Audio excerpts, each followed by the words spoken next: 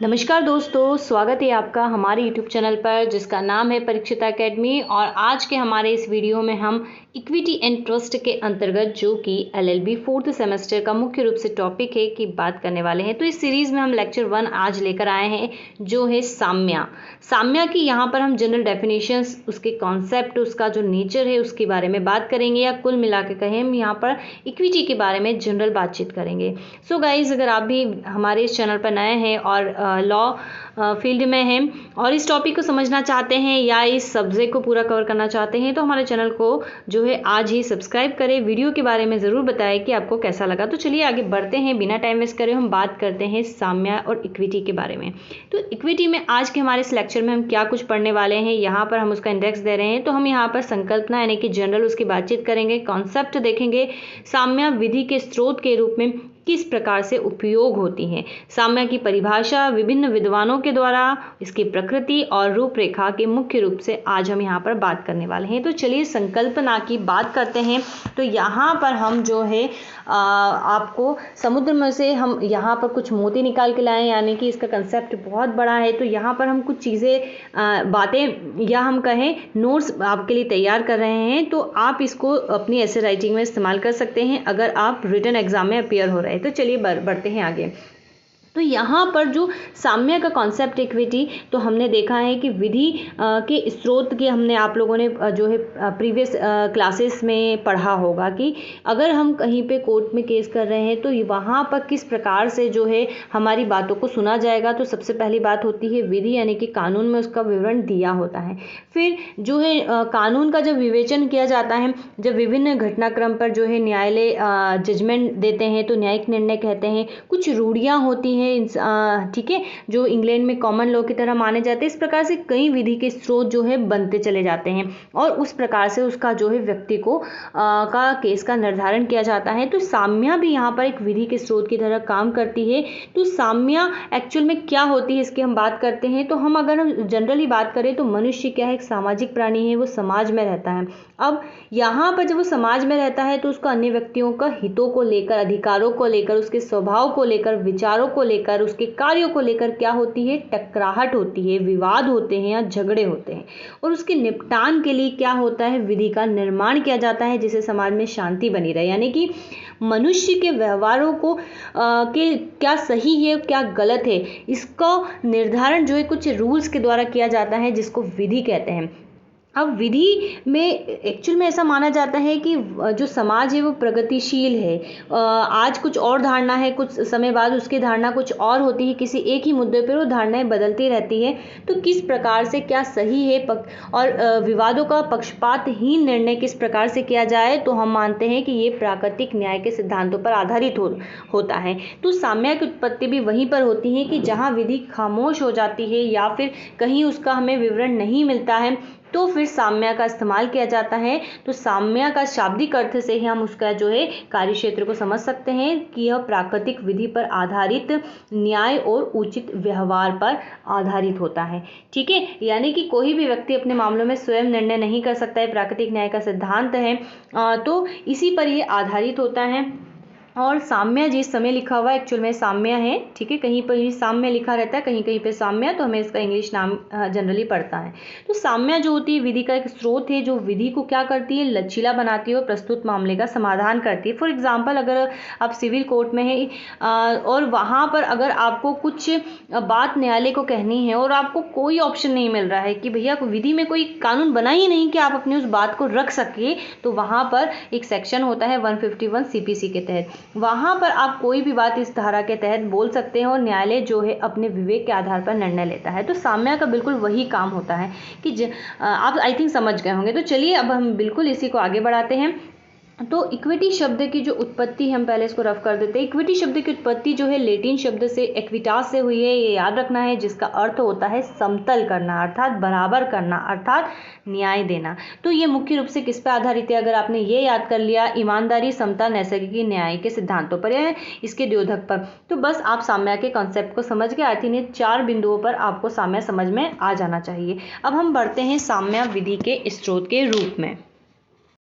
तो साम्य विधि के स्रोत के रूप में इस्तेमाल की जाती है कब? जब विधि में कुछ उपबंध खामोश हो या फिर न्यायालय को जब अपने स्वविवेक से काम करना होता है। तो जैसे कि स्विस जो संहिता होती है वहाँ पर जो है औचित्य को आधार माना जाता है, ऑस्ट्रिया और जर्मनी में प्राकृतिक विधि के सिद्धांतों को आधार माना जाता है, फ्रांस में जो है जनरली एग्जीक्यूटिव पावर में शक्ति निहित होती है, और रोमन विधि में प्रेटर में और आंग्ल विधि में चांसलर में शक्ति निहित होती है। तो जहाँ पर इसको निहित किया जाता है वो उसको जो है यूज करता है। तो साम्य जो का प्रयोग जो है मुख्य रूप से 4 भावों में किया जाता है, मूलार्थ भाव में, सामान्य भाव, रोमन भाव और आंग्ल भाव। तो यहाँ पर जो 3rd और 4th है हम जब इसमें इसका भी हम डिटेल से स्टडी करेंगे क्योंकि एग्जाम में इसके ऊपर क्वेश्चन पूछे जाते हैं। तो मूलार्थ भाव मतलब नैसर्गिक नियम, निष्पक्षता अथवा न्याय पर जो आधारित हो, और सामान्य भाव में भी नैसर्गिक न्याय, ईमानदारी, जो सच्चाई हो, और यही जो है इसकी विशेषता है में इसका जो है इस्तेमाल किया जाता है। अब आइए हम आगे बढ़ते हैं और साम्य की परिभाषा की बात करते हैं। और साम्य की परिभाषा भी काफ़ी हद तक जो इक्विटी के कंसेप्ट को क्लियर करेगी। वहाँ पर हमने जनरल बातें की थी। तो साम्य क्या है, बेसिकली आपको ध्यान रखना है कि प्राकृतिक विधि पर आधारित होता है और न्याय पर होता है, उचित व्यवहार पर होता है, अर्थात क्या सही होना चाहिए और क्या जस्टिस हो सकता है, और नेचुरल जस्टिस पर ही आधारित होता है। तो अरस्तु ये कहते हैं कि जहाँ विधि अपनी व्यापकता के कारण त्रुटिपूर्ण हो जाती है वहाँ साम्य विधि का सुधार करती है। अब बेसिकली अगर हम हमारे भारत के संदर्भ में बात करें तो हमें पता है केस मुख्य 2 प्रकार से दाखिल होते हैं, सिविल केस और क्रिमिनल केस। तो क्रिमिनल केस में इक्विटी का कंसेप्ट नहीं होता है, ठीक है, क्योंकि क्रिमिनल केस एक बहुत बड़ी चीज़ है और इसके ऊपर ऑलरेडी बहुत सारे एक्ट बने हुए हैं। लेकिन जो सिविल वाद होते हैं मुख्य रूप से साम्य का वहाँ पर जो है इस्तेमाल किया जाता है, ठीक है। और अगर हम बात करें क्रिमिनल केस की तो साम्य जो है न्यायालय के जो विवेक होता है उसमें निहित है, ठीक है। हम ये नहीं कह सकते कि पूर्ण रूप से नहीं होती है, लेकिन वो न्यायालय के विवेक में निहित है, लेकिन प्रत्यक्ष रूप से वो हमें सिविल वाद में देखने को मिलती है। स्पेशली हम जब सिविल CPC 151 सेक्शन के तहत कोई भी लगाते हैं आवेदन तो वो उसके अंतर्गत आता है।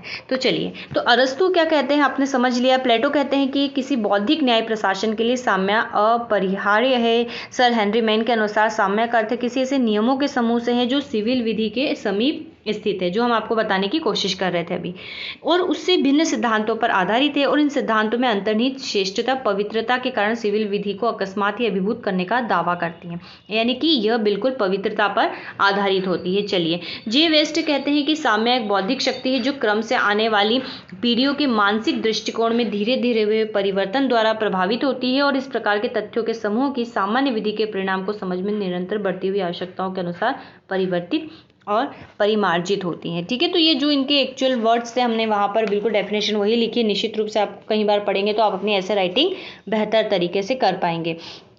प्रोफेसर स्नेएलन कहते हैं कि विधि प्रणालियों में प्रचलित विधि के अलावा न्यायाधीश को स्वविवेक की शक्ति होती है। यहाँ पर स्वविवेक पे ध्यान देना है, जिससे वह प्रचलित विधि के कठोरता या कमियों को दूर कर सके, और इसी व्यवस्था को क्या कहा जाता है, साम्य कहा जाता है। यानी कि साम्य का कंसेप्ट निहित होता है न्यायालय विवेक के ऊपर, जहाँ पर वह औचित्य, अनुचित्य या क्या होना चाहिए या परिस्थितियों के आधार पर निर्णय करती है। स्नेल के अनुसार साम्य नियम और सिद्धांतों का निकाय है। ये एलन थे, ठीक है, और जो विधि के सामान्य प्रीफिक्स यानी अनुलग्नक अथवा व्याख्या का कार्य करती है। हेनरी लेवी उल्मान के शब्दों में साम्य नियमों का एक समूह है जिसका प्राथमिक क्षेत्र क्या है, तो प्राथमिक क्षेत्र न ही इसकी रूढ़ियां है, न ही लिखित विधि है, बल्कि अंतःकरण में आज्ञापक समादेश है जिसका विकास चांसरी न्यायालयों में हुआ है, ठीक है। तो ये इंग्लैंड से संबंधित है। जब हम इंग्लैंड के बारे में पढ़ेंगे कि इंग्लैंड में इक्विटी का जो डेवलपमेंट किस प्रकार हुआ, तब वहाँ पर हम इसको समझने की कोशिश करेंगे। अभी आपको इतना याद रखना है कि इसका जो निर्माण है, मुख्य विकास जो है मुख्य रूप से चांसलरी न्यायालयों में हुआ था, क्योंकि न्यायालय जो है अलग अलग प्रकार के होते हैं। हमारे भारत में भी आज़ादी के पहले जो है अंग्रेज़ों के द्वारा अलग अलग प्रकार के जो है वादों के लिए न्यायालय बने गए थे। तो डेफिनेशन, इतनी डेफिनेशन से आई थिंक आप साम्य को अच्छे से समझ जाएंगे। अब साम्य की हम रूपरेखा की बात करें तो साम्य का जो अस्तित्व है विधि के स्रोत के रूप में इस तथ्यों पर आधारित होता है कि समाज की आवश्यकता और विचार जो है अनुमान से परे और गतिशील है, अर्थात समाज गतिमान होता है, हम इसमें अनुमान ही नहीं लगा सकते, इसलिए समय पर छोड़ दिया जाता है और इक्विटी का इस्तेमाल किया जाता है कि क्या उचित होना चाहिए वो न्यायालय विवेक के आधार पर निर्णय किया जाता है। राज्य में वर्तमान विधि की जो कठोरता है, अगर उसकी दोषपूर्णता, उसके अभाव को दूर करने के लिए क्या होता है, साम्य का इस्तेमाल किया जाता है। किसकी तरह? अनुपूरक क्षेत्राधिकार की तरह इस्तेमाल किया जाता है। और यह क्षेत्राधिकार अधिकार जो होता है वर्तमान न्यायालयों में निहित किया जा सकता है। ठीक है, जनरली वर्तमान न्यायालयों में निहित किया जा सकता है। विकल्प में इसके लिए जो है स्पेशल कोर्ट्स भी जो है गठित किए जा सकते हैं। अगर हम बात करें नेक्स्ट बिंदु की, तो सामान्यतः इस अधिकार क्षेत्र का प्रयोग उन मामलों में नहीं किया जाता जहां राज्य की सामान्य विधि में जो है समुचित और प्रभावशाली उपचार उपलब्ध है। अर्थात अगर किसी हम जो उपचार व्यक्ति जो चाह रहा है, अगर वो किसी विधि के अंतर्गत है, किसी अधिनियम के अंतर्गत है, तो साम्य वहाँ पर काम नहीं करेगी।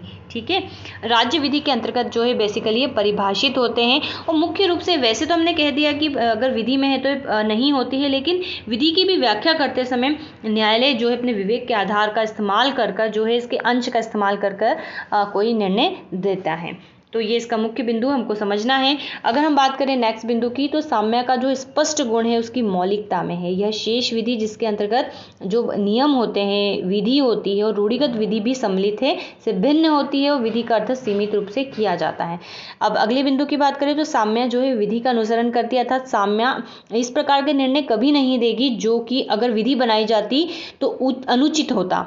ठीक है, अर्थात ये अगर विधि के अनुसरण में ही कार्य करती है और विधि के नीचे रहती है, अर्थात विधि इसके ऊपर काम करता है। और जनरली ऐसा माना जाता है कि जो साम्य है, जो इक्विटी है, वो विधि पद्धति के खंड के रूप में संविदा संपत्ति और साक्ष्य विधि से भिन्न होती है। लेकिन इसका ये अर्थ बिल्कुल नहीं है कि साम्य का इनसे कोई रिलेशन नहीं है। ठीक है, विशिष्ट दशाओं में जहाँ आवश्यक और संभव हो, साम्य विधि के सभी अंगों से अपना जो है रिलेशन रखती है, अर्थात सभी अधिनियमों अर्थात साक्ष्य अधिनियमों संविदा से भी ये जो है रिलेशन बनाती है। ठीक है, तो यहाँ पर इसके मुख्य बिंदु हमने देखे। अब आइए हम इसकी प्रकृति की बात करते हैं। तो वैसे तो अभी हम इसकी मैक्सिम भी पढ़ेंगे, लेकिन हम इसका देख लेते हैं आगे। तो इसका मुख्य कार्य क्या है साम्य का? तो इसका मुख्य कार्य है समतलन करना। हमने इसके लैटिन वर्ड में भी समझा था, अर्थात बराबर करना, इक्वल करना, न्याय देना।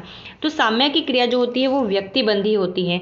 और ठीक है, तो ये व्यक्तिबंधी क्या होती है? जब इसके मैक्सिम्स पढ़ेंगे, जब वहाँ पर इसको काफ़ी डिटेल से पढ़ेंगे। अभी आपके मुख्य बिंदु इनको याद रखना है, क्योंकि ये हमारे मैक्सिम्स में भी आता है। तो व्यक्तिबंधी होती है और ये विधि का अनुसरण करती है, न्यायालय के विवेक का विषय होता है, कॉमन लॉ की अनुपूरक होती है। कॉमन लॉ शब्द जनरली इंग्लैंड में यूज़ किया जाता था और शुद्ध अंतःकरण एवं नैसर्गिक न्याय के सिद्धांतों पर आधारित होती है। तो आपको ये बातें याद रखनी है। अगर आपको ये चीज़ भी कंसेप्ट याद है तो आप साम्य के जो है चीज़ों को समझ जाएंगे। चलिए, अब यहाँ पर एक वाद है senior divisional commissioner manager south western railway Chakradharpur Jharkhand बनाम सुनीता सिंह का वाद। इस मामले में जो पिटिशनर है, जनरली जिसका नाम आगे लिखा जाता है वो पिटिशनर होता है। तो पिटिशनर को जो है पार्किंग स्लॉट का ठेका दिया गया था।